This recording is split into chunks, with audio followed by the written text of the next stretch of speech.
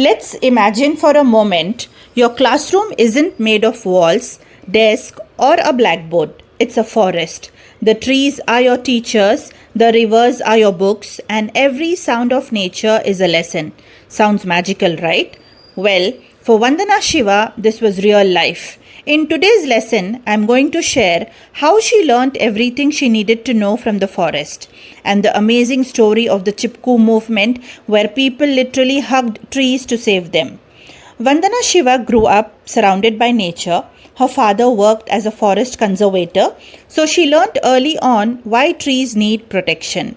Her mother was a farmer, which taught her how deeply farming depends on nature's balance. And then, of course, there was the forest itself. It wasn't just a place to play, it was her classroom, teaching her about biodiversity, the ecosystem, and the cultural bond between people and the land. Now, her family also went through a very difficult time, the partition of India and Pakistan. They had to leave their home and start over.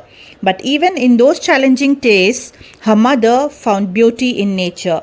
She would compose songs about forest, about Indian civilization, and about the connection between people and the earth. These songs shaped Vandana's way of seeing the world. In the Himalayan region in 1970s, something incredible happened. Women started Chipko movement. Chipko in Hindi means to hug or to stick. And yes, they actually hugged trees. Why? To stop them from being cut by contractors. They stood between the axis and the trees, protecting the forest from massive destruction. One of the most important and inspiring stories is about a woman named Bachni Devi.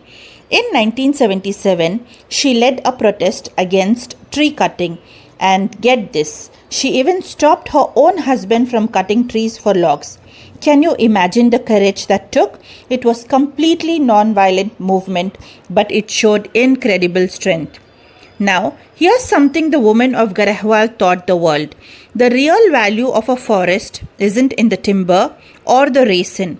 It's in the water from the springs and streams.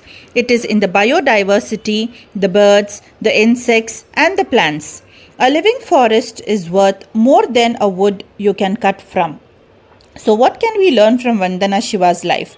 Forests are not just group of trees. They are living systems that protect all life. They give us water, air, food, and shelter for countless species. And when we protect forests, we really protecting ourselves.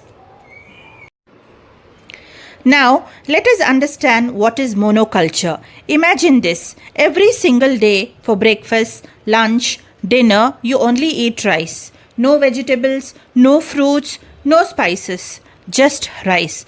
Pretty boring, right? And your body would miss out on important nutrients. This is exactly what happens to the land when the same crop is grown over and over again in the same place. It is called monoculture. And Vandana Shiva says it is not just a farming problem, it is also a thinking problem. She calls it as the monocultures of the mind. To fight this loss of biodiversity, she started a movement for organic farming back in 1987. Then, in 1994, she established the Navdanya farm in Doon Valley in the Himalayas. Here, they grow over 630 varieties of rice and 130 varieties of wheat. They have also protected more than 100 seed banks, saving over 3,000 varieties of rice. This isn't just farming, it's about keeping our food system diverse and resilient. But Vandana's vision goes even further. She believes that nature itself should have rights, just like people do. Ecuador became the first country to recognize the rights of nature in its constitution. Bolivia declared the Universal Declaration of the Rights of Mother Earth. Even the United Nations has been inspired by these examples. The UN Secretary General has spoken about the importance of living in harmony with nature. As environmental lawyer Kochman Kalinin points out, the word apartheid means separateness, and when humans separate themselves from nature, we harm ourselves. So, whether it's saving seeds in the Himalayas or speaking at the global stage, Vandana Shiva's message is very crystal clear.